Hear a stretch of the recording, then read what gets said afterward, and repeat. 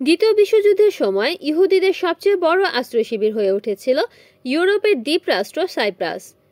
সম্প্রতি ইরানের সঙ্গে সংঘাতেও হাজার হাজার ইসরায়েলি নাগরিক সেখানে আশ্রয় নেন। গুঞ্জন আছে কয়েকদিনের জন্য সাইপ্রাসে ছিলেন স্বয়ং ইসরায়েলের প্রধানমন্ত্রী নেতানিয়াহু। তথ্য বলছে গত 5 বছরে সাইপ্রাসে 2500-এর বেশি সম্পত্তি কিনেছেন ইসরায়েলিরা। স্থানীয়দের অভিযোগ, এসব এলাকাকে মিনি ইসরায়েল বানানো হচ্ছে। এ বিষয়ে দ্রুত ব্যবস্থা নেওয়ার তাগিদ তাদের দাবি, সেনা স্থাপনা, ঘাঁটি ও স্পর্শকাতর অবকাঠামোর কাছাকাছি জায়গায় ইচ্ছাকৃতভাবে জমি কেনা হচ্ছে। এসব এস্টেটকে সংরক্ষিত এলাকার মতো তৈরি করা হচ্ছে, যেখানে কেবল ইসরায়েলিরাই প্রবেশ করতে পারবেন। স্থানীয়দের সেখানে যাতায়াতের অনুমতি থাকবে না। এসব এলাকায় নির্মাণ হচ্ছে জায়নবাদী স্কুল ও উপাসনালয়, যেটিকে সাংস্কৃতিক ও ভূ রাজনৈতিক প্রভাব বিস্তারের লক্ষণ হিসেবে দেখছে বামপন্থী রাজনৈতিক দলটি।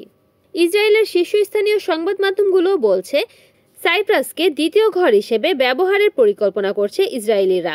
সাইপ্রাসের সরকারি তথ্য বলছে, 2021 থেকে 2025 সালের জানুয়ারি পর্যন্ত লারনাকায় 1400-র বেশি আর লিমাসোলে 1150-টির বেশি সম্পত্তি কিনেছেন ইসরায়েলিরা। স্থানীয়দের অভিযোগ, এসব এলাকাকে মিনি ইসরায়েল বানানো হচ্ছে।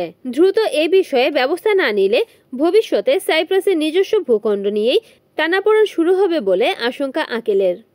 Desk news, Kamruzzaman Kamrul, NAN TV।